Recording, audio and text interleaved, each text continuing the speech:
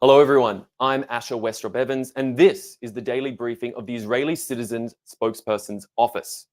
It's June 13th, 2024. We're live on YouTube, Instagram, and X. Please start submitting questions in the chat. Today is day 251 of the October 7th war. 120 hostages remain in Hamas captivity. We are learning more details about how the hostages that Israeli forces liberated from Hamas's terror dungeons last Saturday were treated. The Wall Street Journal has a must-read report on what Almog Meir Jan, Andrey Kozlov, and Shlomi Ziv endured in captivity. While watching the rescued hostages walk free from the helicopter at the hospital in Israel, it is possible to think they look in good health. But it is important to remember that some wounds do not leave external marks. And that is why it is critical. If you hear someone say they are fine, they most certainly are not. The hostages endured physical and psychological torture and have a long road ahead to any semblance of recovery. Almog Meir Jan, Andrey Kozlov, and Shlomi Ziv were kept in subhuman conditions in a domestic home. The three were held in a dark room for most of their 8 months in captivity. Their guards abused them, brainwashing them, and trying to convince them that the IDF wanted them dead. But who were their captors? One of them was Abdullah al Jamal, a Hamas terrorist who pretended to be a journalist. Another captor, his father, Ahmed al Jamal, a doctor, and I'll repeat that again, yes, a doctor, and an imam at a local mosque run by Hamas, both of which were killed in the rescue operation. Thousands of food trucks went into Gaza in recent months, but the Hamas captors fed their hostages next to nothing. The men ate dates and pita bread, and that's it. Their muscles atrophied over the months from lack of protein.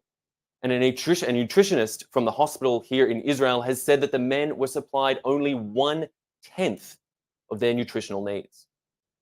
The captors wanted the hostages to suffer, to feel demoralized, and ultimately to feel hopeless. However, rays of sunshine came from the strangest of places. One day, the hostages were allowed to watch Al Jazeera in Arabic, and they saw a rally in Tel Aviv led by the families of the hostages. One of the hostages saw his own face, and that gave them all hope. That made them know that they were not forgotten. That made them realize that the people of Israel would not leave anyone behind. And frankly, it's true. The people of Israel will not leave anyone behind. We want our people back home, and we want them back now.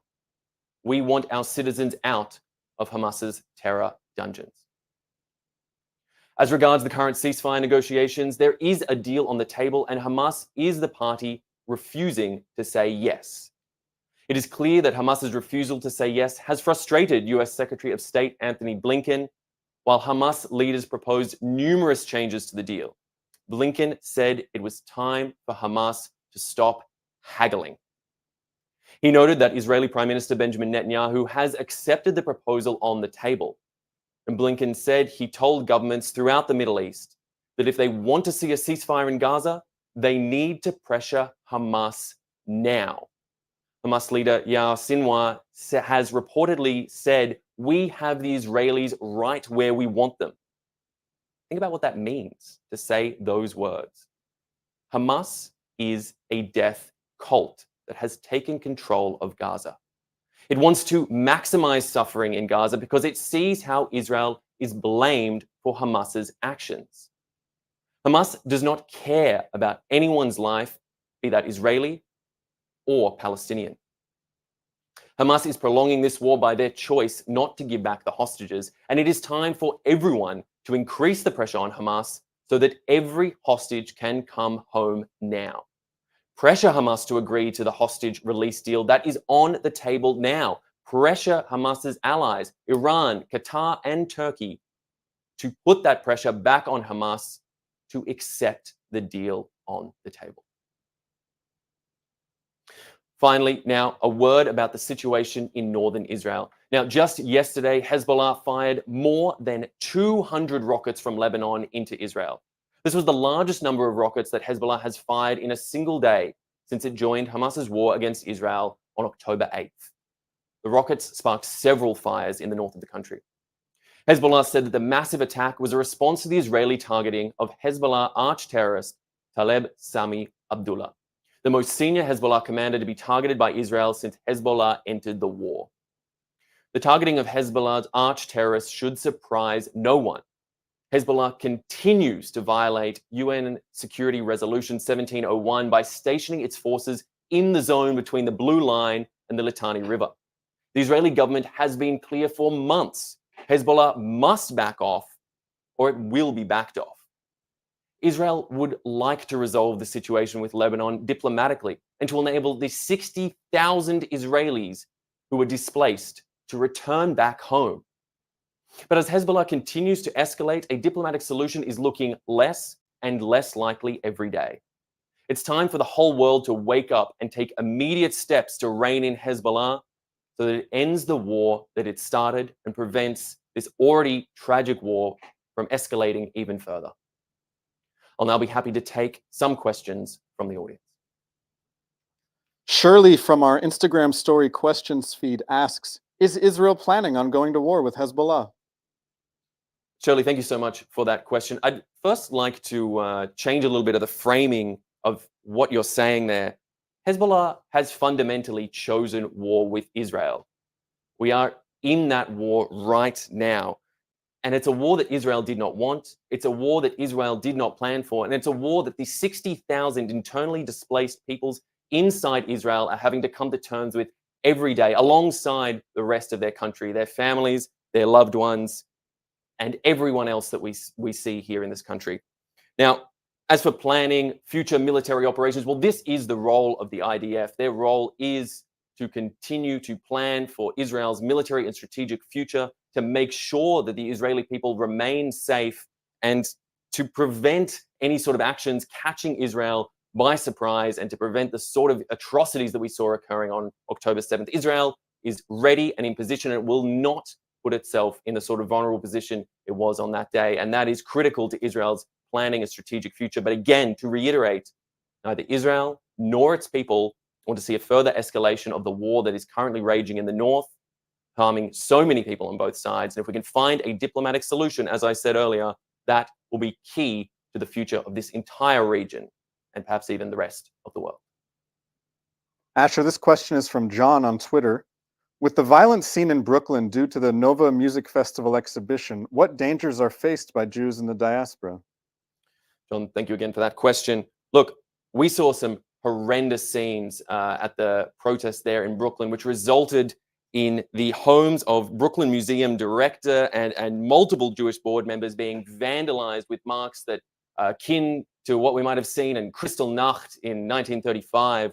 These symbols targeted on doors, painted in red paint, threatening, looking like blood. I mean, if ever there was a message and a sign that these protesters had gone too far and reached levels of extremism that were utterly intolerable, this certainly is it. Going so far, even Congresswoman Alexandria Ocasio-Cortez of the progressive movement of the Democratic Party even came out with a tweet saying that she believed it had gone too far, highlighting that even those who are not traditional allies of Israel recognize that this is too much.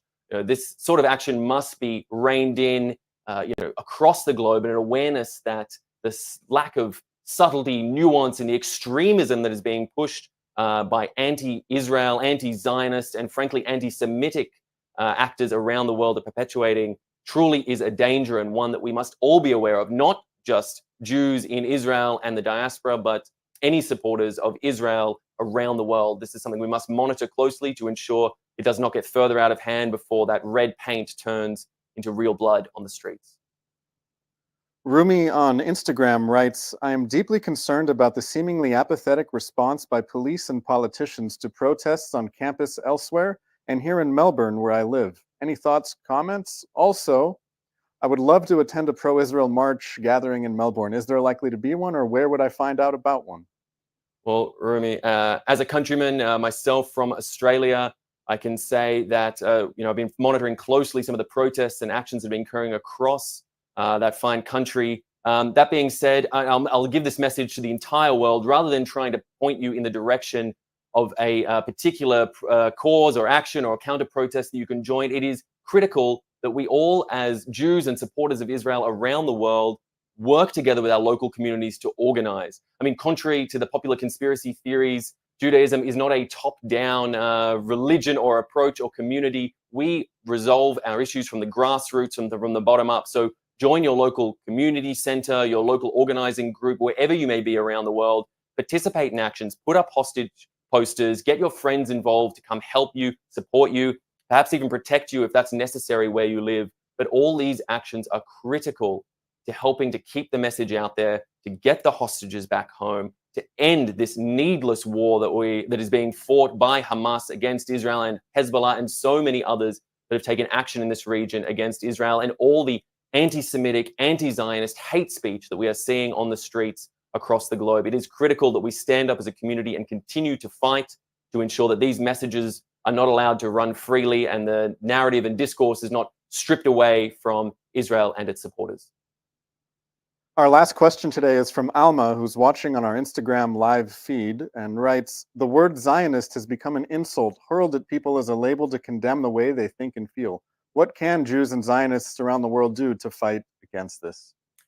Well, Alma, that is a critical question right there. I mean, the word Zionism, the word Jew, these words have been co-opted by enemies and haters of both Israel and the Jewish people for centuries now.